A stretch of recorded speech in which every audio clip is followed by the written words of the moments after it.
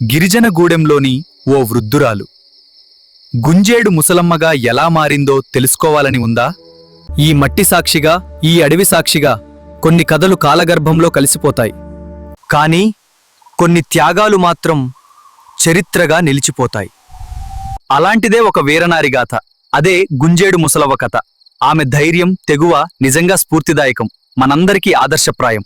అయితే కొన్ని ఏండ్ల క్రితం మహబూబాబాద్ జిల్లాలోని కొత్తగూడ మండలంలోని గుంజేడు గ్రామంలో ఏం జరిగిందో తెలుసుకుందాం. అడవుల మధ్య ఓ చిన్న గ్రామం. వ్యాధులు ఊరిని కమ్మేశాయి. ప్రాణాల కోసం ప్రజలు విలవిల్లాడారు.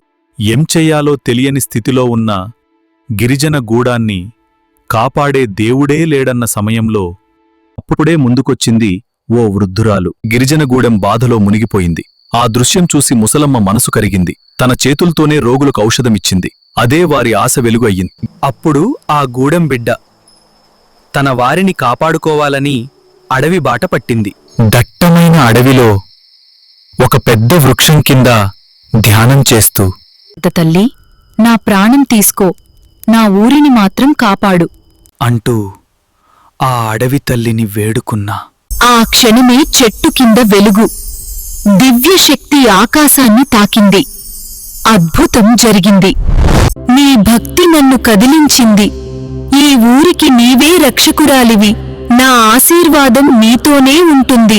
అడవి తల్లి ఆశీర్వాదం ఇవ్వగానే అమ్మ దర్శనంతో ముసలమ్మ తన్మయత్వం చెందింది. చూస్తుండగానే ఆమె దేహం వెలుగురేణువులుగా మారిపోయింది. ఆ దివ్యకాంతిలో ఆమె ఆత్మ లీనమైపోయింది.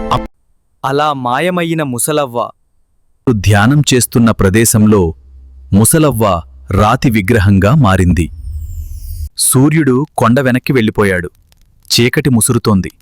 కాని మనకోసం అడవికి వెళ్లిన బామ్మ ఇంకా రాలేదేంటి? బామ్మా, ఎక్కడున్నావు బామ్మా?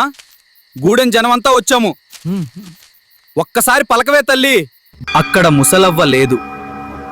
కాని ఆమె రూపమే విగ్రహమై ఆ చెట్టు కింద వెలిసింది.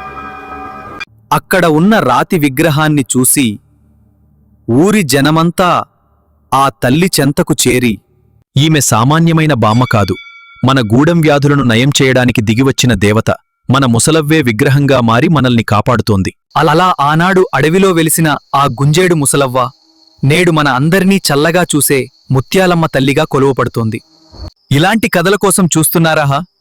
మరెందుకు ఆలస్యం? సీతారామ క్రియేషన్స్ ఛానల్ని సబ్స్క్రైబ్ చేసుకోండి.